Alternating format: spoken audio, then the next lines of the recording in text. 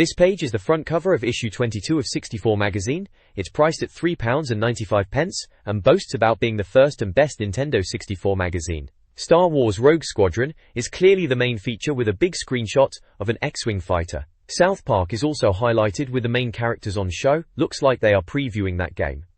There are also mentions of Mario Party, Rush 2, and Top Gear Overdrive. And it seems they are previewing 1999 titles, like Castlevania, Carmageddon and Smash Brothers. Oh, and there's a free book worth £9.95 with this issue.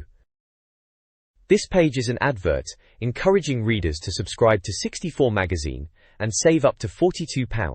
Kenny from South Park is featured, with some muffled speech about the South Park game arriving in February 1999.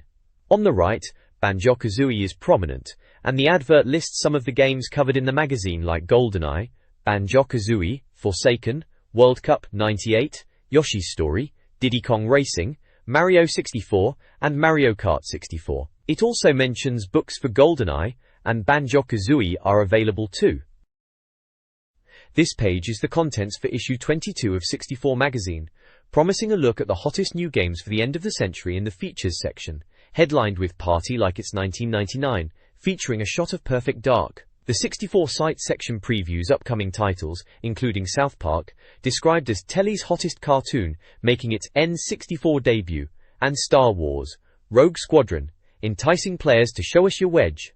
Also previewed are Castlevania, Twisted Edge Snowboarding, and NFL Blitz. The reviews section covers recent releases, including Rush 2, Extreme Racing USA, the sequel to San Francisco Rush promising even crazier stunts, Bust-A-Move 3, described as Mad Puzzle Addiction, Top Gear Overdrive, a follow-up to Top Gear Rally, and the rather oddly titled Knife Edge. In the regular section, there's the usual 64 showcase for news, the return of memory card losers in When I'm 64, a reminder about subscriptions, the Nindex for game ratings, and a glimpse at the next issue. Finally, Game Busters offers help with cheats in Cheat Central, skill assessments in Score Zone, and features on Scars and Body Harvest. This issue of 64 magazine opens with an editorial criticizing the oversaturation of American sports games on the N64. GT World Tour, from Boss Game Studios, is previewed, promising improved graphics, multiplayer, and 33 cars, aiming for an early 1999 release, with comparisons made to Top Gear Rally. Rainbow Six, a Tom Clancy anti-terrorist game, is also previewed with a late 1999 release target. A Zelda, Ocarina of Time update mentions its massive success and potential shortages. Monaco Grand Prix from Ubisoft is highlighted, promising realistic handling, weather effects and pit stops, aiming for a spring release. Finally, X-Rated Fighter is announced, an X-Men 3D fighter from Activision and Cyrox, targeting an autumn release. The magazine also includes humorous team pictures, with staff dressed as Star Wars characters. This issue of 64 magazine reports on Nintendo 64 and Dreamcast news. Miyamoto confirms no immediate Super Mario 64 sequel, focusing on Mario Artist. Astro Lanes, a space-themed bowling game, is previewed. The Dreamcast launch in Japan is covered. The magazine wasn't impressed with the controller, although Virtua Fighter 3 TB was decent. The N64 expansion pack is reviewed, praising its graphical and gameplay improvements, and its availability. Games such as Top Gear Overdrive and Turok 2 utilize it, improving visuals. Chart analysis reveals Zelda at number 1, with notable chart positions for other N64 titles. The issue also includes a humorous section on fake Turok toys, ads for strategy guides, and a competition. This page is a Game Watch section, listing upcoming game releases split into months, January, February, March and April, 99, and then no confirmed release date. January 99 highlights titles like Micro Machines, 64 Turbo, Quake 2, and Rat Attack. February 99 includes GT World Tour. March 99 lists All-Star Tennis 99, Banjo-Tooie, and Donkey Kong 64. April 99 features Revolt and Snowboard Kids 2. The no confirmed release date section mentions Perfect Dark, Mario Party, Mini Racers, Monaco Grand Prix, Mother 3 which was never actually released, interesting and titles like Neon Genesis Evangelion, Nuclear Strike, Pokémon Snap, Rayman 2, Rollerball, SimCity 2000, Smash Brothers and Vigilante 8. To the right of this game release listing is a big advert for a cheat service. It's boasting the UK's biggest and best audio cheat service for N64 games, and also mentions PSX cheats. It lists a load of games they offer cheats for, including GoldenEye, Hexen, Iggy's Wrecking Balls, Blast Corps, Bomberman 64, Doom 64, Duke Nukem 64, Zero X and many more. It's got a couple of rather scantily clad ladies advertising it, and phone numbers to call for these cheats, promising over 400 plus games worth of cheats.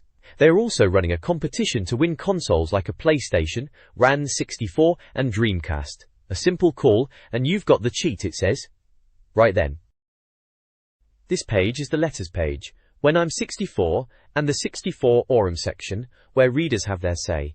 The Turok 2 review score versus GoldenEye is a hot topic in the letters, with some questioning the magazine's judgment. One reader reckons Nintendo focuses too much on cute games for kids, while another has been converted to 64 magazine after reading the Zelda preview and the Banjo-Kazooie review, so it swings and roundabouts, eh? There's even a letter nitpicking some details in Zelda, Ocarina of Time. Another reader praises the magazine's honesty in reviews, mentioning a range of games like Turok 2, Tomb Raider, and Tekken 3. The 64 Aurum is asking for reader opinions on whether reviews should avoid spoilers, what game Nintendo should make next, who'd win in a fight between Link and Lara Croft, and is Zelda really the best game of all time? There are prizes being given away, and winners announced too, plus some nice screenshots of Zelda, Ocarina of Time and GoldenEye 007 to feast your eyes on.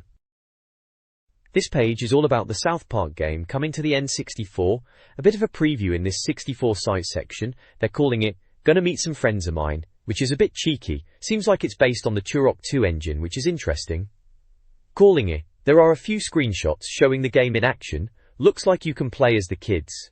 Cartman, Stan, Kyle, and Kenny. They've got a section called Bite Me, all about Kenny constantly dying in the game, just like in the cartoon, with some quotes from the kids about it. Another part, One Fart on Your Grave. Kenny talks about the storyline being a comet from pure evil heading for South Park, causing all sorts of madness like mutated turkeys and space aliens. Sounds right up South Park Street, doesn't it? Apparently you can choose to play as Cartman, Kyle, Stan or Kenny in the single-player game. They also mention you can fight as 20 different South Park characters in multiplayer. It's being published by Acclaim and developed by Iguana, who did Turok 2, and it's set for release on January 22nd. They mention there are 6 levels to battle through before a final boss. And finally, they mention the intro being just like the TV show theme tune, going down to South Park and all that. Looks like it's aiming to be proper South Park chows on the N64. This 64 site preview focuses on the upcoming South Park game for the N64. The game features the main characters, Stan, the popular, often nauseous quarterback, Kyle, the smart Jewish kid, Eric Cartman, the big-boned and spoiled antagonist, and Kenny, the perpetually dying Parker-clad poor kid. Multiplayer is divided into 4 areas, with the single-player campaign initially limited to the main boys but unlocking more characters later. The game showcases diverse weapons, including the Warpo Ray and the Sponge Dart Gun, with power-ups affecting firing rate. A significant section details Kenny's numerous gruesome deaths, including being shot by aliens and trampled by cows. Additional characters are also described.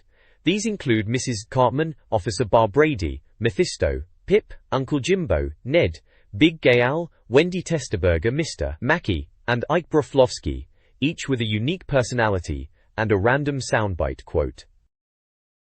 This preview spotlights the N64 game Star Wars Rogue Squadron, anticipating its early 1999 release, and tie-in with the Phantom Menace. Players join the Rebel Alliance in space and planetary battles, facing enemies like probe droids and Imperial walkers. The article introduces the player's wingmen, including Luke Skywalker, Wedge Antilles, Dak Rolter, described humorously, Zev Seneska, Derek Hobby Clivian, and Wes Jansen. Screenshots depict X-Wings battling TIE fighters and AT-AT walkers on a snowy planet. Developed by LucasArts and Factor 5, and published by Nintendo, the game promises authentic Star Wars action. This page continues the look at Star Wars Rogue Squadron, detailing the gameplay and mission structure. It mentions that the game has 15 planets to explore, each with submissions and medal awards, based on mission efficiency. It's highlighted that Rogue Squadron is based on the comics, featuring Wedge Antilles, and places you as a new recruit.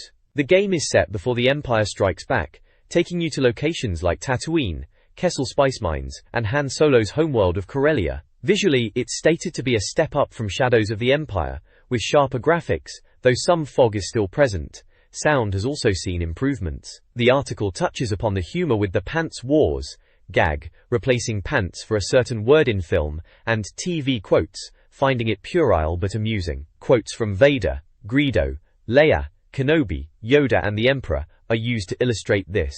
Chip selection is showcased, with the X-Wing as the reliable choice, Yaw-Wings for ground attack, Aw-Wings known for speed but fragility, and Speeders for ground missions. The Millennium Falcon is shown, but sadly not playable. Finally, it mentions the UK release has been pushed back to February 1999. 64 site previews Konami's Nintendo 64 Castlevania, hailing Drac is back for a May 99 UK release. This entry, the 14th in the series, brings the Belmont family's vampire hunting to 3D. The game features 2 playable characters, Schneider Belmont, the last Belmont, and Carrie Eastfield, a psychic. Gameplay blends platforming, puzzles, and combat against various monsters. Belmont wields a whip and sword, while Carrie utilizes psychic powers, offering distinct gameplay experiences. Screenshots reveal diverse locations and enemies, including a giant haystack skeleton boss. The preview highlights Zelda-style combat controls. Despite a delay for polish, the preview suggests the game will be worth the wait, finally delivering a proper 3D Castlevania experience. This page gives us a look at Konami's Hybrid Heaven. For the N64 they're calling it a divine blend of action and RPG. It's down as a Spring '98 release, so nearly upon us. The article is framing it as an RPG, but not in the traditional swords and sorcery sense. More futuristic sci-fi, genetically engineered monsters and whatnot. They're talking about the combat being turn-based, similar to Quest 64, which they jokingly apologize for, but they reckon this combat system is much better.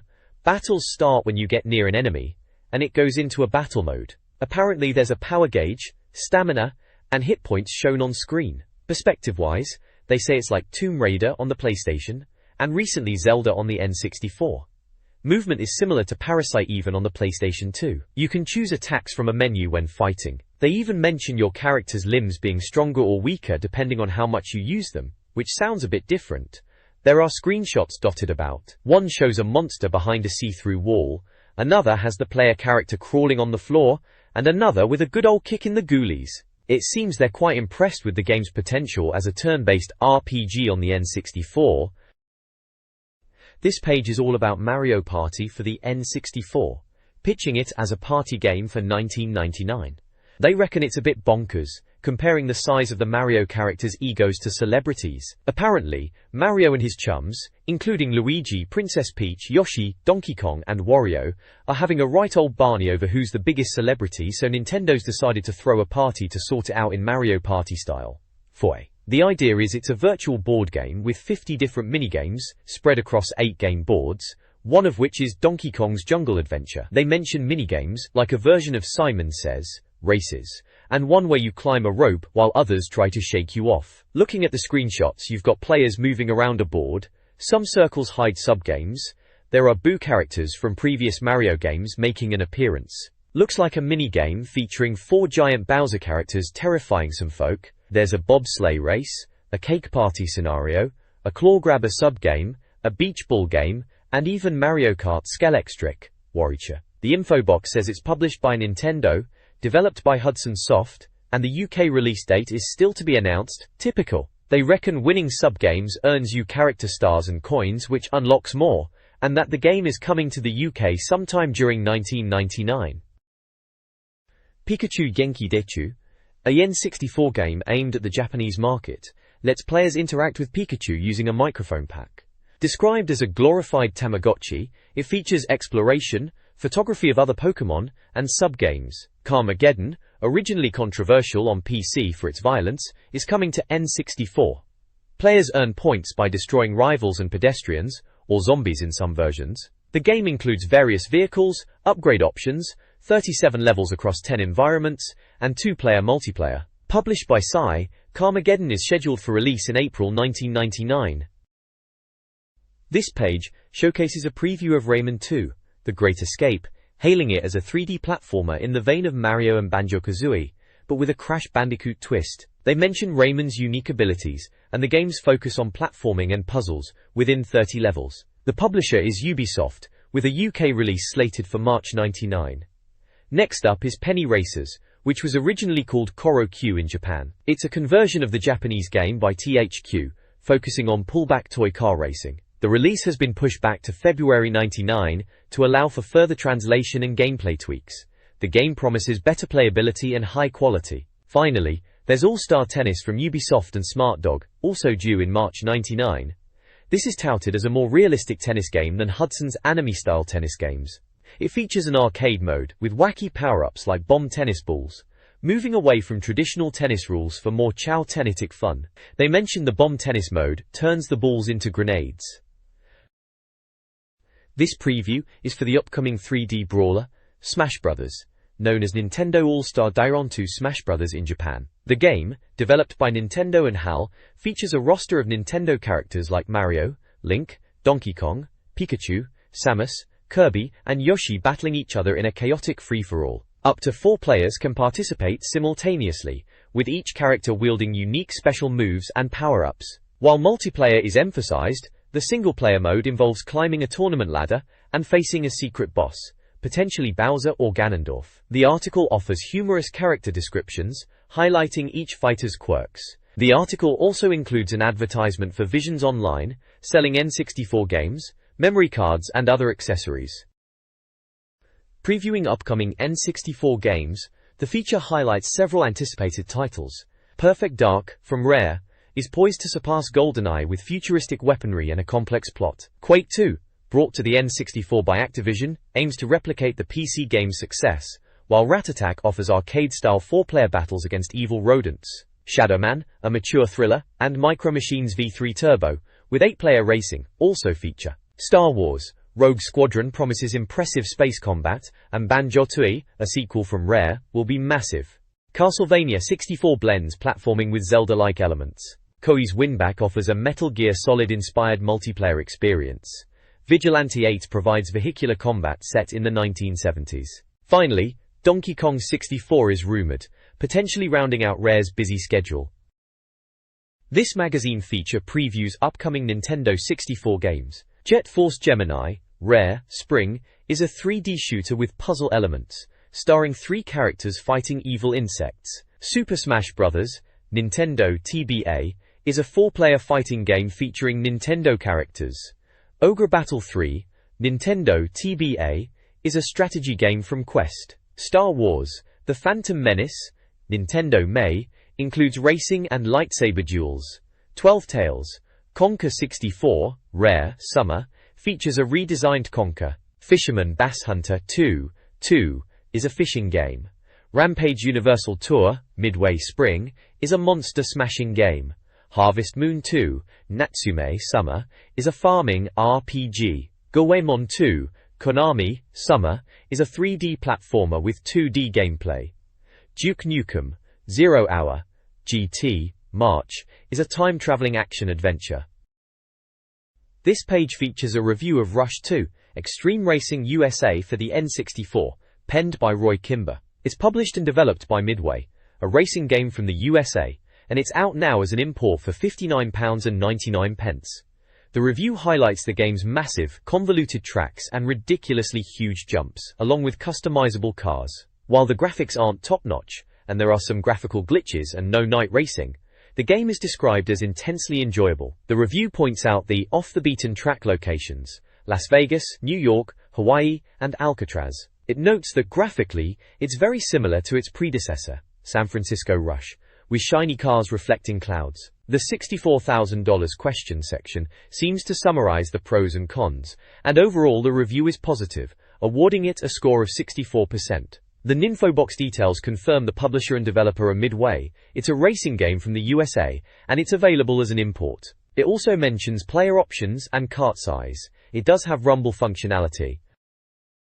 The next page continues the Rush 2 review, showcasing more of the game's tracks. We've got Los Angeles, Seattle, a half-pipe track, one called Crash, and finally Stunt, each offering a different vibe and challenge. The review points out you can drive on 2 wheels, which is a bit of a skill to master, and you're still hunting for keys hidden around the tracks to unlock extra cars, a taxi and a hot rod this time, apparently better than the original motors. They mention shortcuts in the subways, and even driving through plate glass, which sounds rather satisfying. Car customization gets a shout out, letting you tweak the body and accent colors, plus adjust engine and horn sounds, which is a nice touch. There's a second opinion section, where someone called Andy McDermott reckons the handling is improved over the first game and exploring the tracks is enjoyable, although some tracks are a bit samey. The review breaks down the ratings.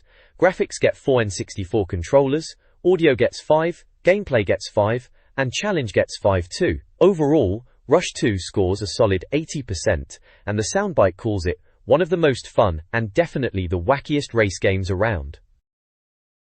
64 Magazine's review of Bust-A-Move 3DX for the N64 is overwhelmingly positive, awarding it a 90% overall score. The review praises its addictive gameplay, vibrant graphics, and engaging audio, giving it top marks in all categories. The game features classic bubble-popping action with over 1,000 levels, and a highly praised multiplayer mode, especially for 4-player chaos.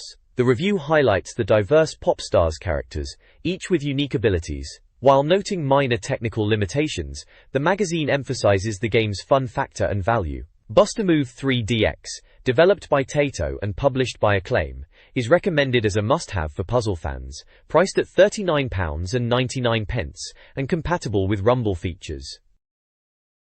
Top Gear Overdrive for the N64, developed by Snowblind, is an arcade-style racer compared to its more simulation-focused predecessor, Top Gear Rally. The game offers championship, single-player against 11 AI, and versus modes, up to 4 players or 1 player versus 11 AI. Players select and customize cars, viewing performance stats visually. The game features 5 tracks.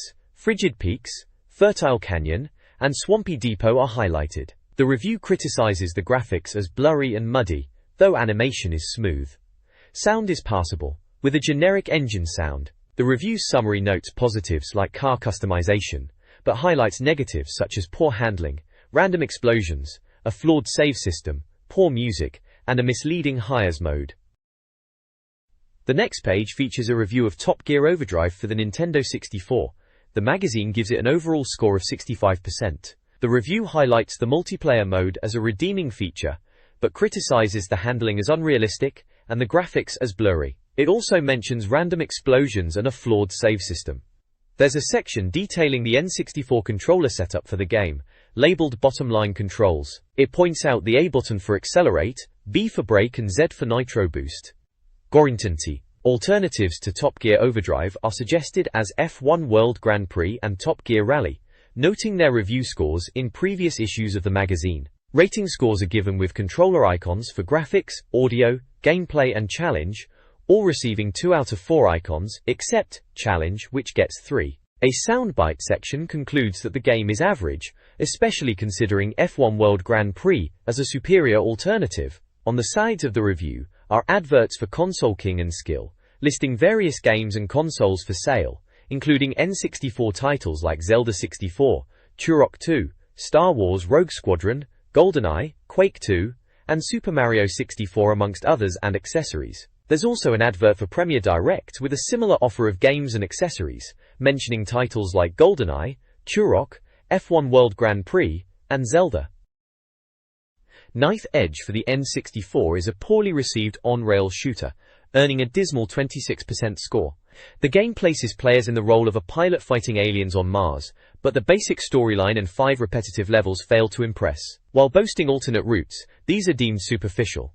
Graphically, the game resembles a hard-edged Star Fox, but the environments and enemy designs are unimaginative. Boss battles are particularly criticized for being dull. The gameplay utilizes standard controls, but the overall experience is described as boring and hampered by predictable enemies and poor sound effects.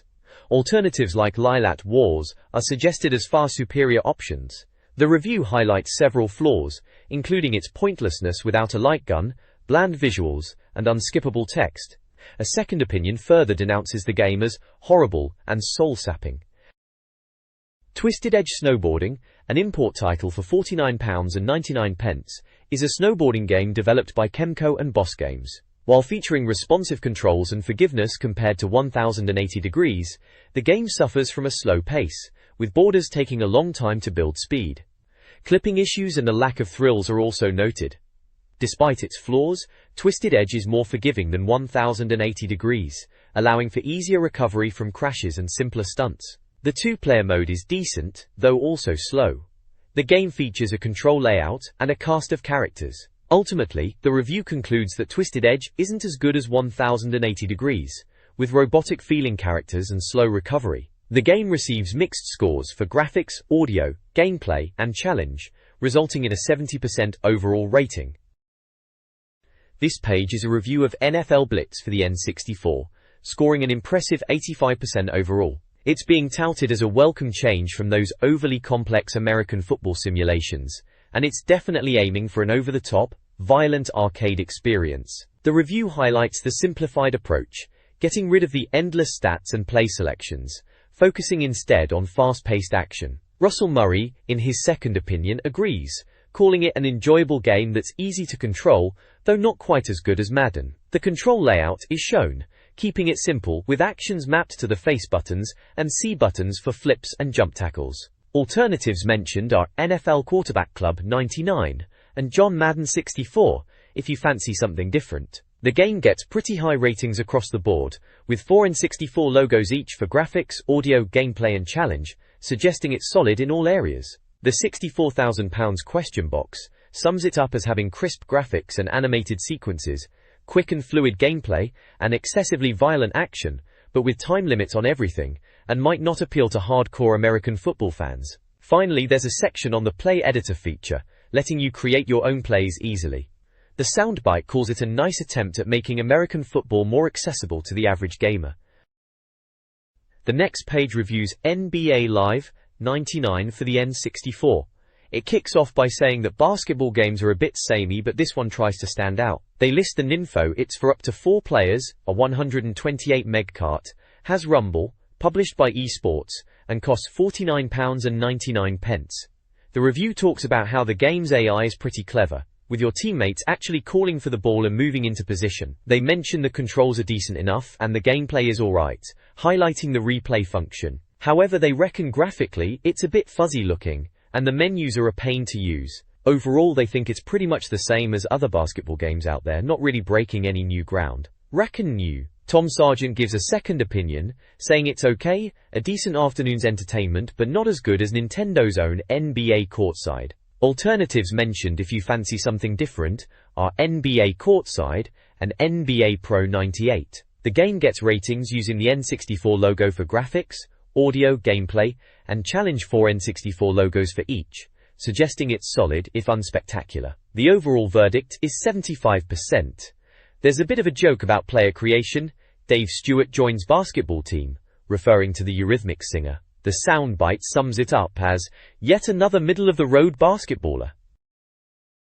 This review of NBA Jam 99 for N64 assesses its place in a crowded basketball game market. Developed by Iguana and published by Acclaim, the game supports up to 4 players, boasts sharp graphics with distinguishable players and facial animations, and excellent ball physics. The AI is praised for its intelligence, with teammates calling for the ball, and menus are user-friendly. However, player movement is deemed slightly slow. The review includes screenshots, detailing game modes and player stats. Features include controller pack saves for seasons, and custom teams. Comparisons are made to NBA Courtside and NBA Live 99. Roy Kimber's second opinion offers praise, noting realistic action. The game receives an overall score of 83%. Pros include clear animation and ball physics, while cons include the slightly slow movement and a lack of innovation. The overall conclusion suggests it's a solid entry in the genre, but nothing revolutionary. This page of Cheat Central is your go-to source for all the latest N64 cheats, straight from 64 magazine. Under the Player's Guide section, you'll find cheat codes for S.C.ARS and Body Harvest. For Turok 2, Seeds of Evil, they're talking about the Japanese import version, and US copies, giving tips on how to fight as Bokuchin, enter the Rumau tournament, and adjust difficulty levels. Flying Dragon Twin is also mentioned in the context of Japanese and US imports. Rush 2 Extreme Racing USA is packed with cheats and secrets. They detail how to get to the cheat menu and unlock bonus cars like the Taxi, Hot Rod, Prototype, Rocket Car and Mountain Dew Drags car, plus how to access the Extreme option. Zelda, Ocarina of Time fans are told to look out for hidden pictures of classic Nintendo characters in Hyrule Castle's courtyard. Top Gear Overdrive bonus cars are highlighted, explaining how completing the racing seasons unlocks hidden vehicles. Daytal Game Products have a little advert for their Action Replay device, with cheat codes specifically for Body Harvest and Space Station Silicon Valley. There's a second set of cheat codes for Scars, and an alternative button input to unlock everything. Lastly, there's a handy pad-at-a-glance section showing the N64 controller layout. This page continues Cheat Central, with a focus on Extreme G2. It details a whole host of cheat codes for the game, activated by entering specific words as your name in Extreme Contest mode. These include Wipeout mode, which replaces the bikes with Wipeout-style craft, Turbo mode for faster gameplay, unlimited lasers and shields, pixelated graphics to make the game look 8-bit, wireframe graphics which makes the track wireframe, and Tron mode to give the game a Tron-like appearance. There are also cheats for unlimited weapons, unlimited nitros, spinning screen mode which rotates the screen, and overhead view for a different perspective. Finally, it mentions the Venom Superbike, which you can unlock by winning the Atomic Contest on the hardest difficulty, and the Wasp Superbike, unlocked by completing the Critical Mass difficulty setting. On the right-hand side, there's an advert for Nintendo 64 Gold, boasting over 480 pages of solutions for top N64 games, like Diddy Kong Racing, GoldenEye, Mission Impossible, Banjo-Kazooie, MK4, Forsaken, and Quake. It also mentions an As of Cheats, and is advertised as being out now for £14.95. This page is Score Zone. It's all about showing off your N64 skills. We've got records for a whole host of games this month, kicking off with Star Fox 64, or Lilat Wars as it was known over here, showing top kill counts in different sectors. Then we move on to Banjo-Kazooie, with best times for various levels, and some impressive times on 1080 degrees snowboarding too. Nagano Winter Olympics gets a look in with bobsleigh, skiing, and speed skating scores, and Chameleon Twist is there as well in Jungle and Antland. Fighter's Destiny, the quirky fighting game, is featured, and then Tetrisphere, with scores for rescue and puzzle modes. Diddy Kong Racing has loads of times listed for different tracks, across all the worlds. GoldenEye 007 of course has a massive section with times for Facility, Biolumirai Dam, Runway, Bunker, Silo, Frigate, Surface and Statue Park on 0 agent difficulty, showing how quickly players are mastering the levels. Finally, Wave Race 64 finishes things off, with times for different courses like Sunny Beach, Sunset Bay, Drake Lake, Glacier Coast, and Port Blue. It's a real celebration of N64 gaming skill this month. This page continues with the Score Zone, showcasing top player scores. Top Gear Rally features times for Coastline, Strip Mine, and Jungle tracks. Shadows of the Empire has records for Battle of Hoth, Escape from Echo Base, and Mos Eisley and Beggars Canyon. Snowboard Kids includes Rookie Mountain, Big Snowman, and Sunset Rock levels. Quake 64 lists best times for various maps like the Slippage Complex and Castle of the Damned. Mario 64 simply features a high score, and Extreme G has times for City 1 and Desert 1 tracks. Mario Kart 64 rounds things off, with Luigi Raceway, Moo Moo Farm and Koopa Troopa Beach times. Over on the right there's an advert for Madeira Games, flogging all the latest US and Japanese N64 titles and accessories. They're pushing games like Zelda, Turok 2 and Extreme G2, alongside N64 special offers for Mystical Ninja and NFL Blitz. They've got a bunch of N64 bits and bobs for sale too, like CD add-ons, expansion cards, and import converters.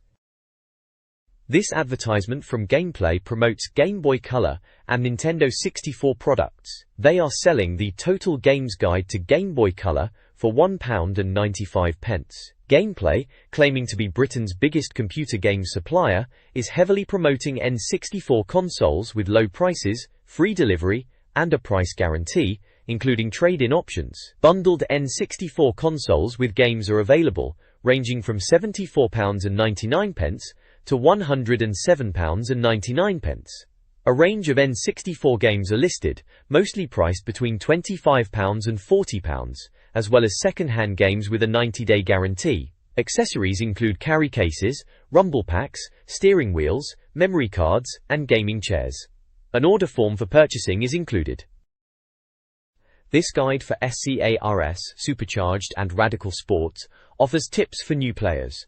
General advice includes dodging bullets, charging weapons, and utilizing shortcuts. Track descriptions cover Aztec, beginner-friendly stone surface, island, volcanic, tighter corners, and ski, snowy mountains, handbrake focused. Mammoth 4x4, a car, is highlighted for its armor and weapon strength, though it's slower and has stoppers and bullets as weapons.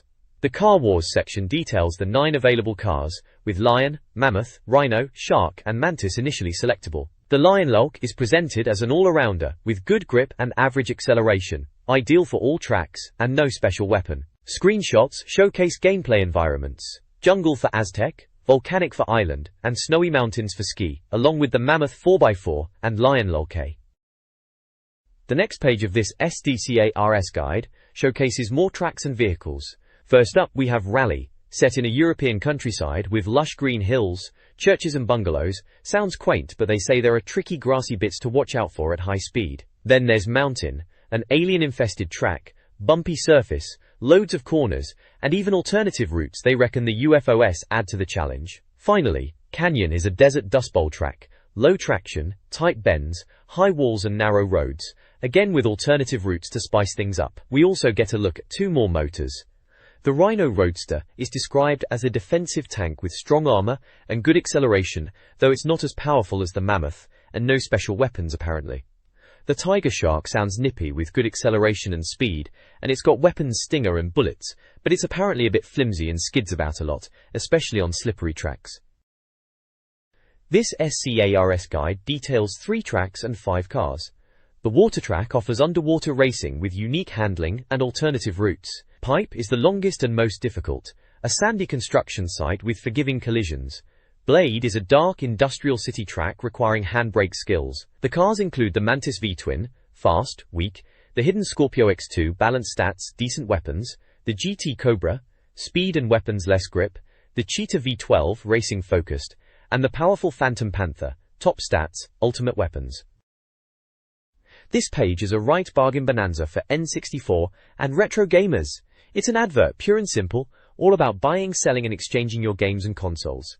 They're pushing their Passport Plus for import gaming, letting you play those Japanese and American 64 titles. Loads of N64 hardware and software listed, both brand new and second-hand, covering UK and import versions. You can grab consoles, games like Zelda, Ocarina of Time, Banjo-Kazooie, and Castlevania 64 as seen in the screenshots. They've even got Game Boy Color bits and bobs, and a nod to the new Dreamcast. There's a guide explaining how they value your trade-ins, half the price in cash, or 2/3 for exchange. They are bragging about next-day delivery if you order before 6:30, and free postage over a tenner. Oh, and they've got Nintendo keyrings, and Bomberman soft toys if you're feeling flush. Apparently, they get all the major releases bang on release date too, hassle-free they reckon. Right, time to phone up Department 1 in Suffolk House, London, and see what deals they've actually got. This guide details the Greece 1916 level of Body Harvest on N64. Stage 1 involves leaving Alpha Command, retrieving Nico's truck, navigating a village, lowering a drawbridge and reaching Trumpetona's town. Players must extinguish fires with a fire engine, collect dynamite to clear obstacles, and locate a weapon crystal and machine gun. The goal is to eliminate the initial wave of alien villagers. Stage 2 begins after crossing a bridge and exploring a monastery. The player must destroy more aliens, find Tolosa statues, and light a torch using a sun shield found in a cave. They'll then use a howitzer to destroy a windmill, retrieve a cog, and use it with a boat at the Watergate. The final objective is to sail up the river, destroy the processor, and rescue Daisy. The guide includes tips like using a delivery van and the howitzer to reach certain areas. It also highlights various alien bug types and features screenshots of the Greek environment and gameplay. Stage 3 in Greece, 1916, begins with a boat trip and a fight to reach a cave. Inside, an archaeologist provides a crank to raise pointer statues, revealing a sea temple. After battling more aliens and acquiring a boat from the boathouse, you navigate north, fighting alien fish, to reach the temple and collect special ammo. Next, learn to fly, burst balloons, defend a bridge from aliens, and clear a village of infestations. A secret airfield offers better planes. Destroy a processor to trigger the final level, and receive a status beacon. Finally, destroy an alien shield generator in your plane. This leads to a battle with a crab-like boss. Target flashing vulnerable areas while retreating until defeated. Then, it's time for a time warp to the next mission. This page is a guide for Body Harvest, taking us through Java 1941. Stage 1 is called Swampville Cable Car.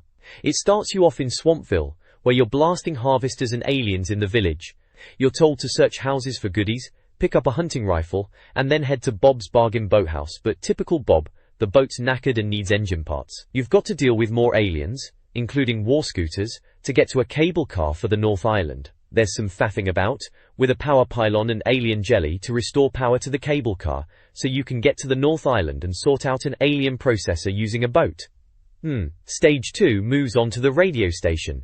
Here it's all about navigating a minefield, reaching a village, and taking out a harvesting wave. Apparently there's a gold temple where the wisest of warriors can find a Java crease knife. To get to the alien processor on this stage, you've got to chuck a grenade into an eye socket to open a tunnel. Once through, there are more aliens, mantisaurs no less, to deal with before you can finally destroy that processor and move on to Stage 3. Stage 3 of the Body Harvest Guide begins with acquiring a bulldog and heading to West Ruarua, battling aliens and rescuing villagers. Players ferry villagers to East Ruarua, then receive a rocket launcher. Next, players use a machine gun and Daisy's beacon. Finding another bulldog, they navigate mountainous terrain to destroy a harvester and protect civilians. They then acquire a jeep, seeking the idol of Ruarua from a witch. After finding the idol, they get the torpedo boat and destroy the alien processor, using torpedoes. Finally, a save beacon appears, signaling the end of the stage. The guide includes visual aids, showing various gameplay moments. Stage 4 of the Body Harvest Guide outlines a series of objectives.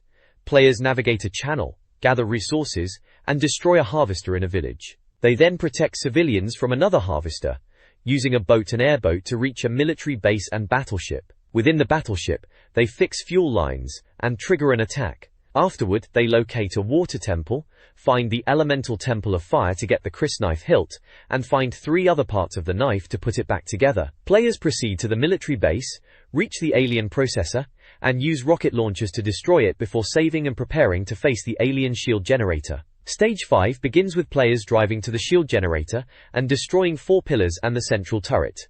The final battle involves a giant scorpion boss. Players target the boss's eye and other specific points while avoiding its attacks. The strategy involves a mix of distance, retreat, and persistent firing until the boss is defeated.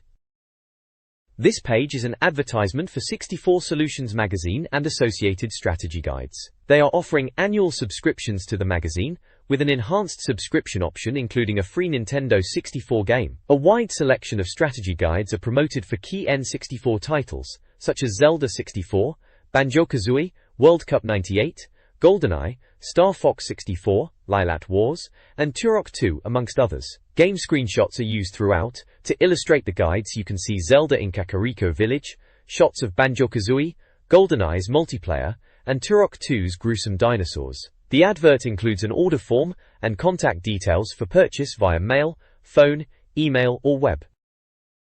This page is another advert promoting subscriptions to 64 magazine, pushing their mega deal. For just £35 you could bag yourself 12 issues and a free Nintendo 64 game. Not bad, eh? They're offering a choice of 8 top titles to go with it, including classics like GoldenEye, Yoshi's Story, Super Mario 64 and Banjo-Kazooie, plus racers like Diddy Kong Racing and Mario Kart 64, and even World Cup 98 for the footy fans and the lesser-known Forsaken. As if that wasn't enough, they're also chucking in a free Secrets, Strategies and Solutions book with the deal too, covering games like Banjo-Kazooie, Lilat Wars and GoldenEye. Below that there's an order form for subscriptions, and another one for back issues. Looks like you can get your hands on issues going all the way back to number 2, spanning up to issue 21 by the looks of it. You can see box art for Lilat Wars, GoldenEye, and Banjo-Kazooie to tempt you too. All in all, a pretty tempting offer if you were after your 64 fix back in the day. This review page highlights N64 game ratings. Top dogs, according to 64 magazine, include Zelda 64, 98%, GoldenEye, Banjo-Kazooie, and IS-98, 95%. Mangy mutts like FIFA 64 and Aero Fighters Assault, 20%, received poor scores, with Clayfighter 63 1/3 at a dismal 8%. Reviews include 1080 Degrees Snowboarding, 82%, Aerofighters Assault, 20%, and Aerogauge, 40%. Body Harvest, 85%, is a tough action game, while Bomberman Hero, 80%, is diverting. Buck Bumble received 90%. Games like All-Star Baseball, 99, 89%, and Buster Move 2, 91%, are praised. Airborder, 80%, and Chameleon Twist, 64%, have mixed reviews. A platformer chart, Hit the Heights, features Zelda 64 again, while Doraemon, 30%, is deemed a failure in the 6 feet under category. This Nindex page reviews a variety of N64 games, with scores ranging from a dismal 8% to a near-perfect 95%. Standouts include Diddy Kong Racing, 86%, F1 World Grand Prix, 94%, Gex, Enter the Gecko, 90%, Glover, 85%, Duke Nukem 64 and Extreme G, both 84%, and GoldenEye 007, 95%. Several titles received poor ratings, such as Clayfighter, 63 1/3, 8%, Cruisin' USA, 22%, and FIFA 64, 20%. Reviews often comment on graphics, gameplay, and whether games were suitable for casual players or required skill and practice. The Hit the Bull chart ranks GoldenEye as number 1, with Aerofighters Assault in the Load of Bull section. The Nindex reviews a range of Nintendo 64 games. Legend of Zelda: Ocarina of Time is a standout, receiving a 98% score. Other notable scores include Mario Kart 64, getting a lower rating compared to its SNES counterpart, Star Fox 64 earning an 88% for its action, and Mystical Ninja starring Goemon receiving an 85%. Sports games vary, with NHL 99 lauded, while Nagano Winter Olympics disappoints. Fighting games like Mortal Kombat 4 and MK Mythologies, Sub-Zero are heavily criticized. Other games mentioned include NFL Quarterback Club, 98/99, racing games like San Francisco Rush, puzzle games, and more. Cup winners are listed, and the Going Home in an Ambulance award goes to St. Andrews Golf. This 64 magazine review section covers a wide range of Nintendo 64 games. Standout titles include Super Mario 64, 92%, Turok 2, Seeds of Evil, 90%, and World Cup, 98-93%. Racing games like F1 World Grand Prix, 94%, and F-Zero X, 90%, scored highly. Wrestling games WCW vs. NWO, Revenge, 87%, and WWF Warzone, 90%, received praise. Notable games with mixed reviews include Shadows of the Empire, 58%, SimCity 2000, 60%, and Wayne Gretzky's 3D Hockey Series, 78% each. Disappointments include Wheel of Fortune, 30%, and the golf game Waialae Country Club, 15%. Various other games across multiple genres are assessed, offering a broad perspective on the N64 library. The piece also includes a summary of racing games, fighting games, and a final blown exhaust section. The next page showcases a special reserve club offer from 64 magazine. It's promoting membership for £6.99, which gets you 10 magazines, 3,000 feet cheats, presumably tips and codes, and a free gift. There are sections listing Nintendo 64 and Game Boy games and accessories for sale. For the N64, they've got the console itself and bundles with games like GoldenEye, Mario 64, and Turok Fire and Gold. Individual games listed include Duke Nukem 64 and GoldenEye 98. Accessories like memory cards, controllers, and rumble packs are also featured. For Game Boy, they're pushing the Game Boy Color with free cases and a printer. A selection of Game Boy Color games are priced at £37.99 each. There's a £2 less discount if you buy another game or accessory at the same time. They are also advertising free gifts, like a yo-yo goodie bag or a memory card with rumble pack for N64 with orders. Down at the bottom, there's an advert for a Max 400% system costing £999.99, boasting some impressive specs for the time, including a Pentium 2400 MHz processor and 64 MB of SDRAM. They're offering 0% finance as well. It's all tied to ukgames.com and double readies.